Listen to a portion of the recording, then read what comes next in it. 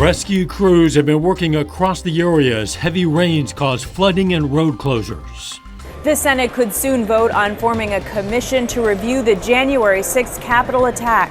I'm Natalie Brand with how the mother of fallen officer Brian SICKNICK is trying to persuade senators who are opposed to vote yes.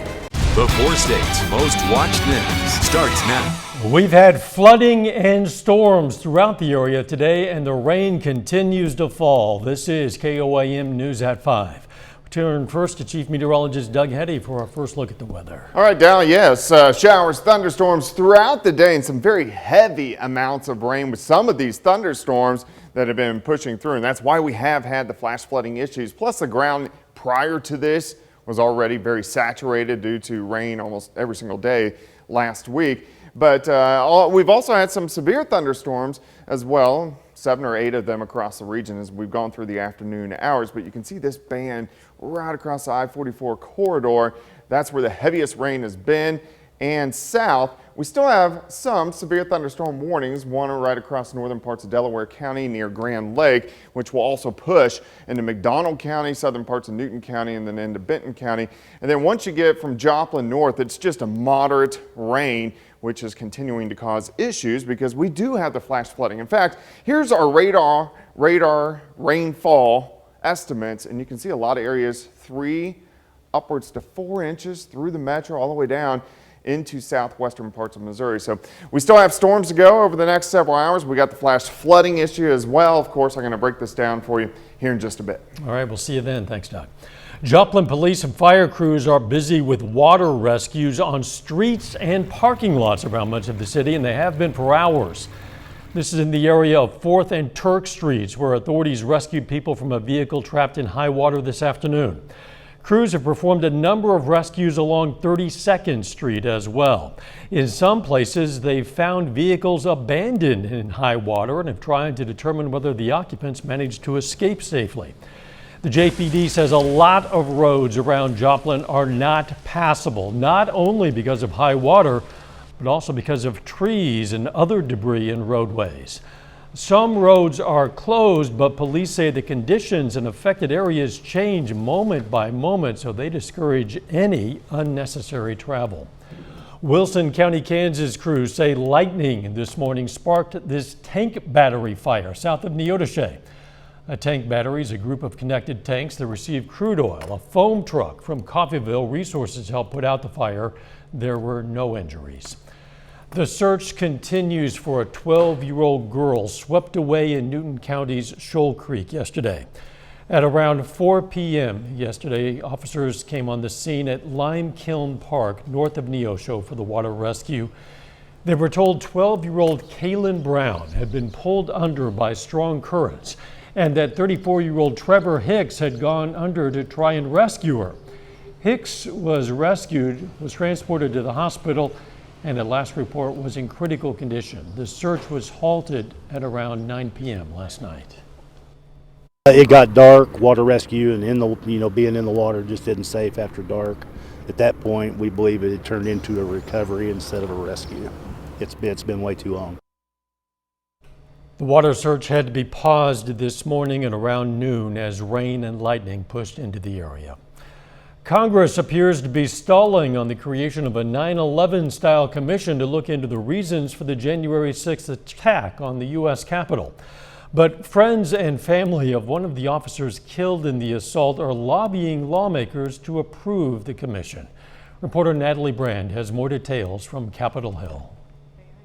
Usually I'm stay in the background, and I couldn't stay quiet anymore. Gladys SICKNICK, the mother of fallen U.S. Capitol Police officer Brian SICKNICK, and his girlfriend SANDRA GARZA are meeting with several Republican senators, urging them to vote yes on the 9/11 style commission to look into the January 6th attack on the Capitol. I think it's very disturbing that anyone would not want to support this. I mean, why would they not want to get to the bottom of such horrific violence? At least 10 Republicans would need to vote with Democrats to overcome a procedural filibuster in the Senate.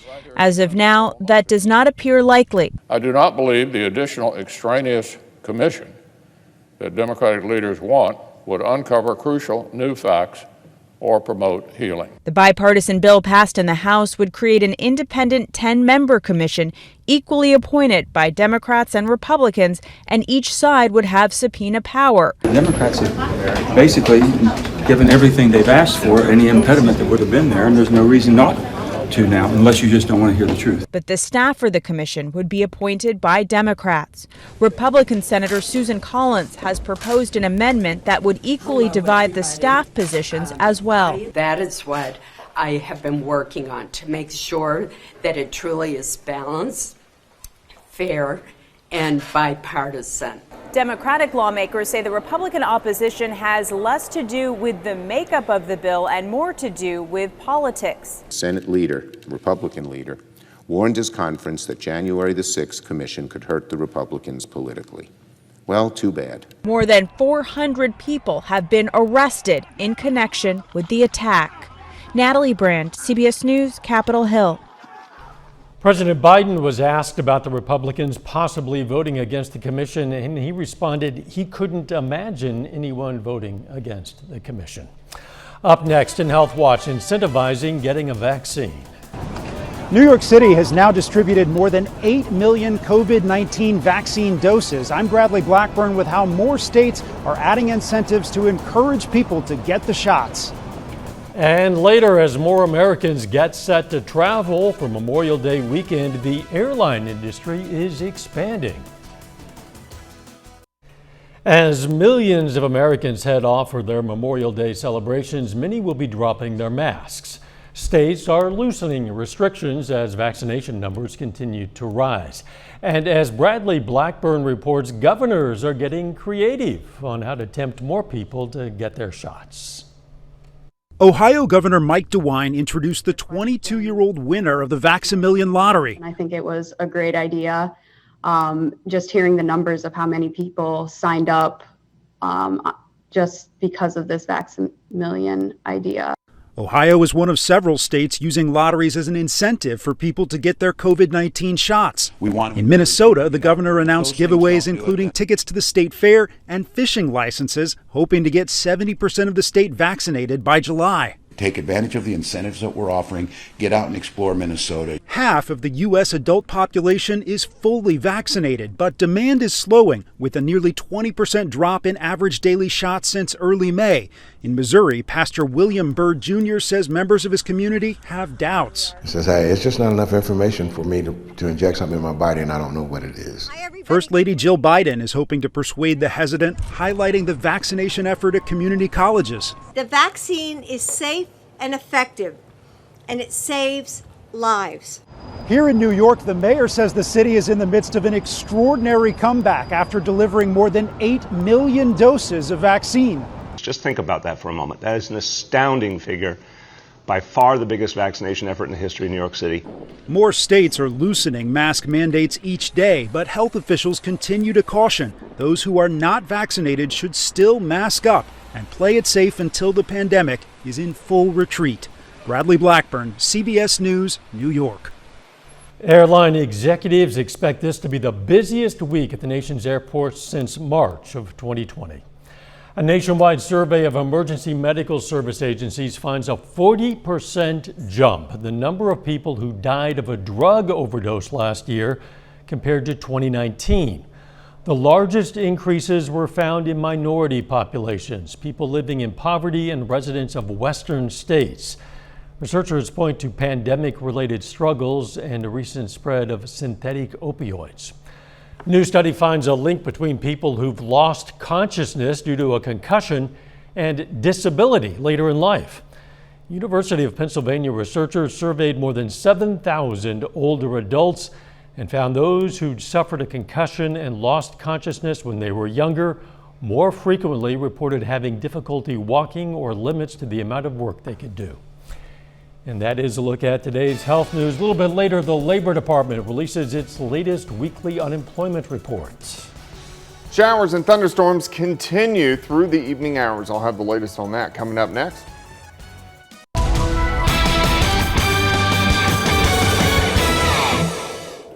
Well, it's turned out to be a very stormy day for us today. Showers, thunderstorms erupting late this morning into the early afternoon, and we've had quite a bit of very heavy amounts of rain. Also some severe weather, several severe thunderstorm warnings as we have gone through the daytime hours. Thankfully, nothing tornadic. As of right now, still tornado watch, northeastern Oklahoma, severe thunderstorm watch in extreme southwestern parts of Missouri. A couple warnings, southern Benton, and then also northern parts of Delaware County, so that is right around Grand Lake. Plus, look at all the flash flood and flood advisories and warnings as the waters have really risen throughout the afternoon. The ground very saturated prior to this event, so any rain immediately caused flooding. Then you get some very heavy amounts of rain. You can see the lightest rain in our northern counties, but there's a stripe right along the I-44 corridor in south where a lot of areas have picked up 2, 3, 4, maybe even isolated 5-inch amounts. So that's why we've had the flash flooding as we have gone through the afternoon. You can see right through Joplin and then right across just south of Carthage, and then again another big bullseye once you get toward Aurora and also Monette. So a lot of rising water, so watch out for that, especially tonight as the sun sets and it gets dark. But showers, thunderstorms continuing to push through. The heaviest batch now, northeastern parts of Oklahoma, and you can see how electric these storms are, just a tremendous amount of lightning with these storms. Now for the metro, really from Pittsburgh, Joplin, Carthage, Neosho, these are just moderate showers and thunderstorms. The heavier storms and the bigger storms down to our south. So here's Delaware County, so we're looking at Grand Lake, Grove. This storm is going to push east into McDonald County. It's clocking winds at about 60, quarter-size hail, so it's right at that severe limit. But so if you live in McDonald County, you want to watch out for this storm as it continues to push in. Again, very heavy amounts of rain and also some hail. Now on the other side, here's the cold front. Originally, these were supposed to be the big storms, but because we got this batch going late this morning into the early afternoon, these guys really aren't going to amount to much. We're going to have some scattered thunderstorms throughout the evening. Big batch kind of rolls out most of our atmosphere, stabilizes, even though we will have some isolated to scattered thunderstorms. As we go through the evening hours, the heaviest of the rain is going to be gone here in the next couple hours. Then we'll just have a few random showers as we go through the overnight hours for us tonight. We'll start the day with some clouds, and it's actually going to be quite a bit cooler as we head into the daytime hours tomorrow. Right now, most of us are sitting into the upper 60s. Of course, it's wet. We're looking at 7th and Range Line off toward the north, and through the evening hours, those thunderstorms, temperatures kind of steady, and then eventually we'll drop back into the 50s a little bit later on tonight. Once we get rid of this system, we look pretty good. Friday is going to be fairly nice. Temperatures actually great as we go into the upper 60s for highs. And then even heading into Saturday, another great day, partly sunny skies, temperatures upper 60s to near 70. So what it's actually going to do is it's going to be very chilly for Memorial Weekend. A lot of people like to get out, get the pools going or hit the lake or whatever, but it's going to be pretty chilly as we go through. 69 for us tomorrow, 68 on Saturday, 72 by Sunday. Chance to dry out a little bit, even if it is a little bit cooler than usual. Yeah. Thanks, Doug. Chlorine is becoming one of the many items hard to find these days. Part of this is due to a fire last summer at a Louisiana chlorine plant. Luckily for some pool owners, this only affects those who use chlorine tablets. We spoke with the program director at the YMCA, who's already purchased their chlorine for the upcoming season, but worried that supply could run out and the Y might have to close down early for the season. And, you know, even though we've planned on what we expect to need for the whole season, we could potentially run low toward the end. But that's where the real issue comes in, because it's so hard to find.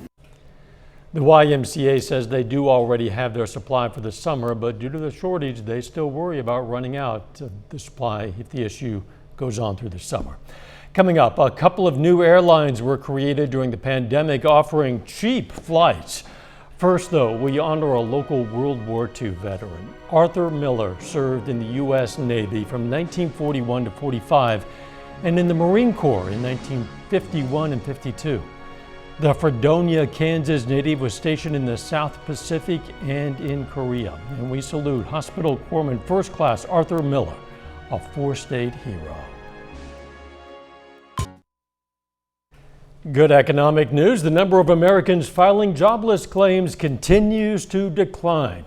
According to the Labor Department, 406,000 people filed new applications for unemployment benefits last week. That was better than expected and marks another week of initial claims hitting their lowest level since the early days of the pandemic. American air travel is making a comeback. This Memorial Day weekend, 60% more Americans are expected to travel compared to this time last year. The airline industry is also expanding. 2 new carriers have launched during the pandemic. Reporter ERROL Barnett has more. If you're one of the more than 37 million Americans expected to travel this Memorial Day weekend, you now have a few new cost-effective options at your disposal.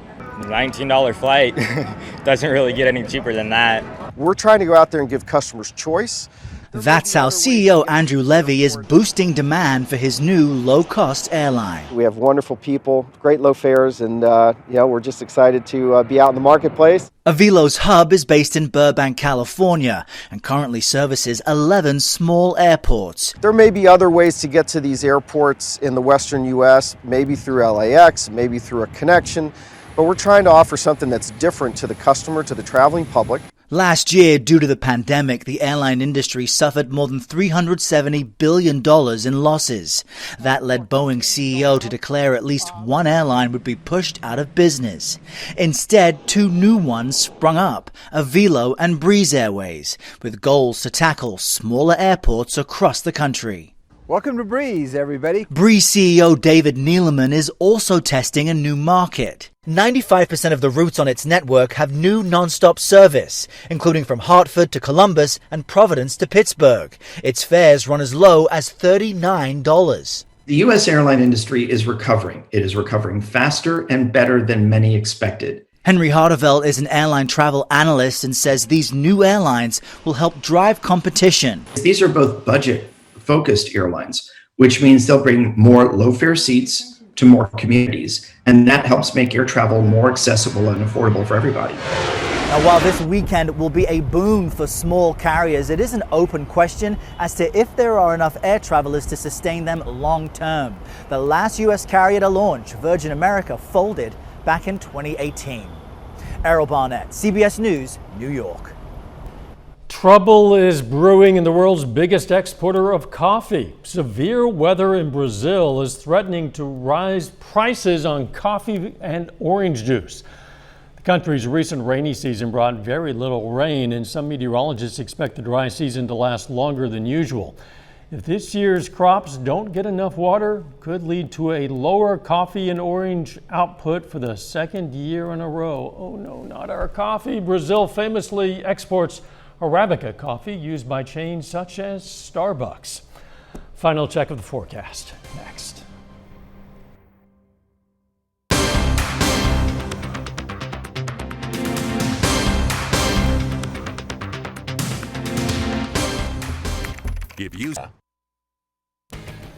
The CBS Evening News is next. Then on KOAM News at 6, we're going to have the latest on water rescues and closed roads in the area. Also, we're going to hear from the Webb City girls soccer team as they get set for their first state quarterfinals in program history. Stay with us for the CBS Evening News and then KOAM News at 6. In the meantime, the rain continues to fall down. Yeah, showers, thunderstorms. We've had quite a bit of flash flooding across the Joplin metro, which we want to watch out for, of course, especially as it gets dark and the waters are still high. And still a couple severe thunderstorm warnings. We are looking right in McDonald County, so the very southwestern corner of Missouri, but this storm is clocking winds at about 60 and also some quarter-size hail moving off toward the east. Any severe weather will start to really fizzle apart over the next couple hours, and then some scattered showers. Tomorrow looks pretty good, a little bit cooler, high temp of only 69. We'll see you at 6. Be careful out there. Let's take care of ourselves and each other.